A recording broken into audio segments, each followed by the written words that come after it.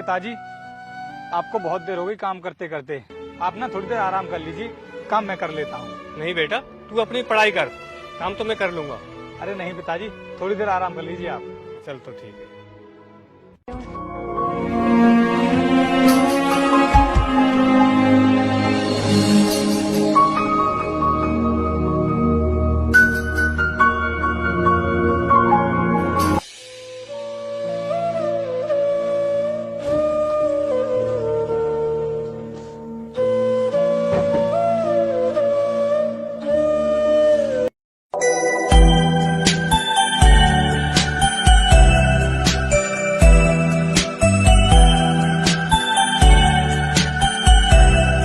अरे रोहितास, क्या बात है यार, दोनों काम एक ही साथ हो रहे हैं, खेती भी और पढ़ाई भी।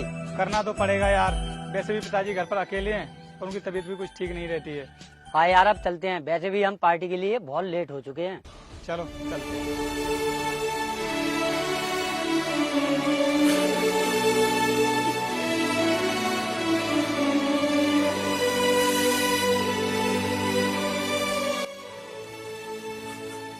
पिताजी, मैं दोस्तों के साथ पार्टी में जा रहा हूँ, थोड़ी देर में आ जाऊंगा। ठीक है बेटा, जल्दी आ जाना। ठीक है पिताजी। ठीक है।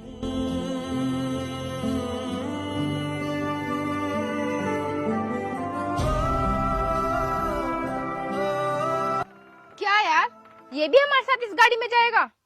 देखो, अगर ये हमारे साथ गाड़ी में जाएगा तो मैं बिल्कुल नहीं जाऊंगी। कोई नहीं यार, चलने दो, दोस्त है अपना।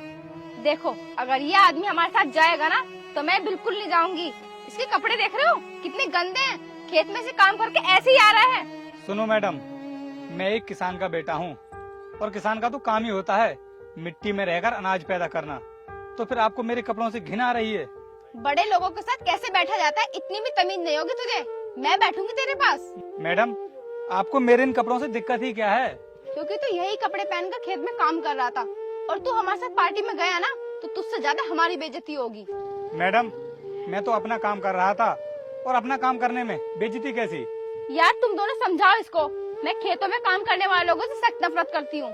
मैडम, अगर आपको खेतों में काम करने वाले लोगों से इतनी ही नफरत है तो फिर एक काम करो, खाना खाना छोड़ दो। क्योंकि जिस अन्न से तुम्हारे घर खाना बनता है ना, उसे किसान अपना खून पसीना बहाकर इन्हीं खेतों में पैदा करते हैं। यार मैं फालतू की बकवास सुनने नहीं आई हूँ। या तो इस गाड़ी में ये जाएगा या फिर मैं, ये तुम दोनों डिसाइड करो।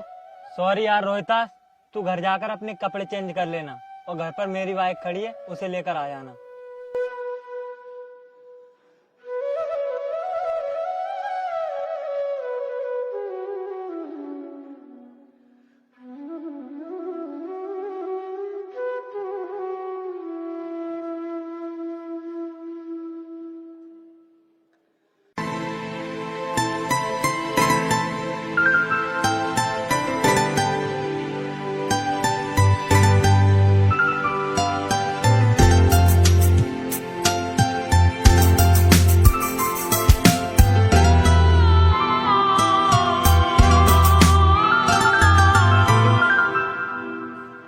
रोहितास यार, खेत पर पढ़ाई अच्छी होती है क्या? नहीं यार, यहाँ पर दोनों काम हो जाते हैं, खेती का काम भी हो जाता है और मेरी पढ़ाई भी हो जाती है। कल पार्टी में बहुत मजा आया था, लेकिन तू क्यों नहीं आया? यार, पार्टी तो तुम्हारे ऐसे अमीर लोगों के लिए होती है, हम जैसे खेत में काम करने वाले लोगों के नसीब में कहाँ है ऐसी पार्टियाँ। यार मुझे लगता है तू कल मेरी गर्लफ्रेंड की बातों का बुरा मान गया। और यार मैंने उसे कल बड़ी मुश्किल से मनाया था, इसीलिए नहीं बिठाया तुझे गाड़ी में।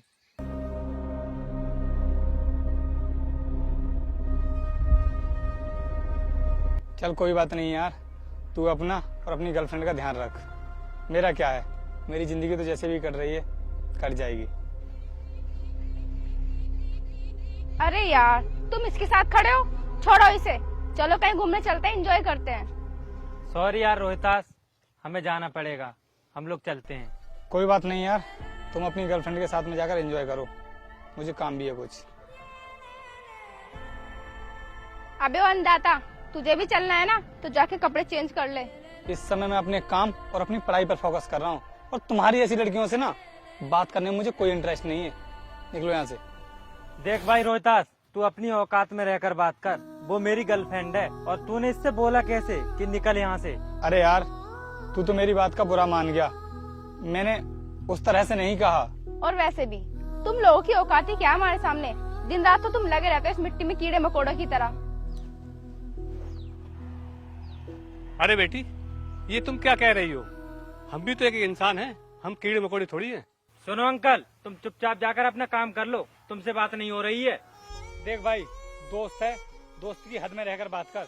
मेरे पिताजी को कुछ भी बोलने की जरूरत नहीं है। अबे ओए, तू हमें सिखाएगा कि हमें तुझसे कैसे बात करनी है? अरे बेटा, क्यों मार रहे हो मेरे बेटे को? अबे बड्डा, हाथ छोड़ मेरा, निकल यहाँ से। अब ओए, तेरी हिम्मत कैसे हुई मेरे पिताजी को धक्का मारने की? आज से तेरी और मेरी दोस्ती खत्म। अबे ओए, कॉलर छोड़। चलो अब निकलो यहाँ से। साला गरीब कहीं का। क्या समझते हैं अपने आप को? बेटा, मैंने पहले ही कहा था, ये तेरे दोस्त अच्छे नहीं है। अब तू अपनी पढ़ाई पर ध्यान दे, इन सब को छोड़। हाँ पिताजी, अब मैं पूरी तरह से अपनी पढ़ाई पर फोकस करूंगा और देखना एक दिन IAS बनकर ही रहूंगा। ठीक है बेटा, चलो चलकर खाना खाते हैं।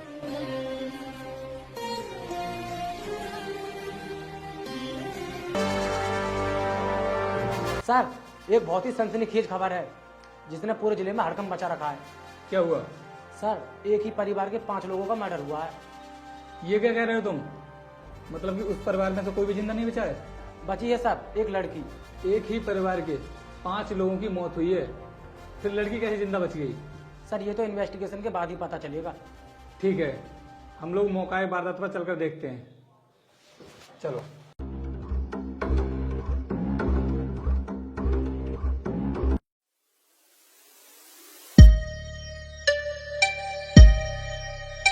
इंस्पेक्टर, एक काम करो, इस घर में नौकर काम करता है ना, उसको बुलाओ। जी सर।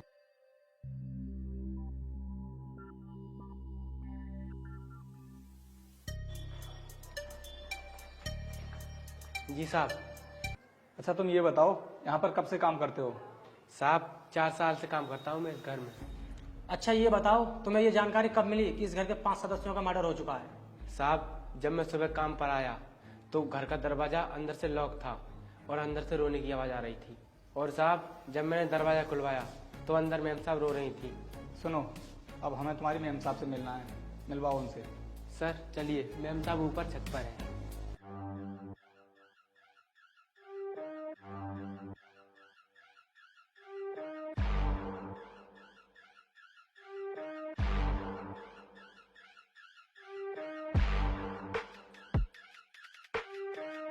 मैम साहब। अच्छा एक मिनट रुको, पुलिस आई है। साहब आपसे कुछ बात करना चाहते हैं। चले जाओ यहाँ से, मैं किसी से बात करने के मूड में नहीं हूँ। मेरा पूरा घर बर्बाद हो गया है। हम आपकी परेशानी को समझते हैं। आपके परिवार के 5 लोगों का मर्डर हो चुका है, लेकिन हाँ, कातिल तक पहुंचने के लिए आपको हमसे बात तो करनी ही होगी। मैंने बोला ना, आप तो वही हो ना? हाँ, मैं वही गरीब किसान का बेटा हूँ जिसको तुमने बेइज्जत करने में कोई कसर नहीं छोड़ी थी। अब ना सीधी तरह मेरे सवालों के जवाब दो। पूछिए, क्या पूछना चाहते हो? मैडम, कातिल ने 5 लोगों को मार दिया और तुम्हें छोड़ दिया, ऐसा क्यों? सर वो मैं ऊपर सो रही थी और बाकी लोग नीचे सो रहे थे। जब कातिल तुम्हारे परिवार के लोगों का मर्डर कर रहे थे तो तुम्हें बिल्कुल भी पता नहीं लगा? सर वो जब तक मेरी आंख खुली तब तक उन लोगों ने सभी को मार दिया था, और सर जब मैं नीचे पहुंची तो वो लोग दरवाजा खोलकर वहां से भाग गए थे। मैडम, तुम्हारा पहला झूठ तो पकड़ा गया। अभी थोड़ी देर पहले तुम्हारे नौकर ने बताया कि जब वो घर पर आया तो दरवाजा अंदर से लॉक था। आपने खुद आकर दरवाजा खोला था। बोलो, सच है ना ये? वो सर मैं नीचे। सुनो मैडम, ज्यादा होशियारी दिखाने की जरूरत नहीं है। जो भी बात है ना, सच सच पुलिस को बता दो। सर, आप मैडम से पूछताछ कीजिए, मैं जाकर घर की तलाशी लेता हूँ। मैडम, जब कातिल ने तुम्हारे घर के पहले सदस्य का मर्डर किया तो उसकी चीख सुनकर दूसरे लोग जागे क्यों नहीं? सर मैं वैसे ही बहुत परेशान हूँ। और ऐसे सवाल पूछकर मुझे और परेशान मत कीजिए। सर, मुझ पर क्या गुजर रही है वो सिर्फ मैं ही जानती हूँ। माँ बाप भाई बहन कोई नहीं रहा।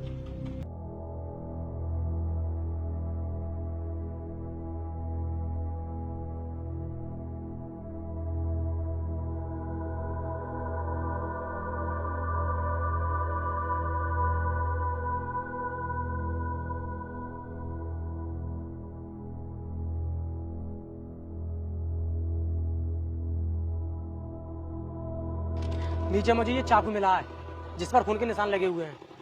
सर मैं जाऊँ? जाओ। हाँ जी मैडम, तो बताइए इस चाकू पर खून के निशान कैसे? सर, इस चाकू के बारे में मुझे कुछ नहीं पता। इंस्पेक्टर, मैडम ऐसे कुछ भी नहीं बताएंगी। एक काम करो, इनको लेकर चलो यहाँ से। रुकिए सर। सर, मैं आपको सब कुछ सच सच बताती हूँ। ये खून मैंने नहीं, मेरे बॉयफ्रेंड ने किया है। मैडम, कहा था ना मैंने आपसे कि सब सच सच बता दो, और अब देखो सच्चाई सामने आ चुकी है। एक काम करो, अपने बॉयफ्रेंड को कॉल लगाओ, तो बुलाओ उसको यहीं पर। कॉल लगाओ।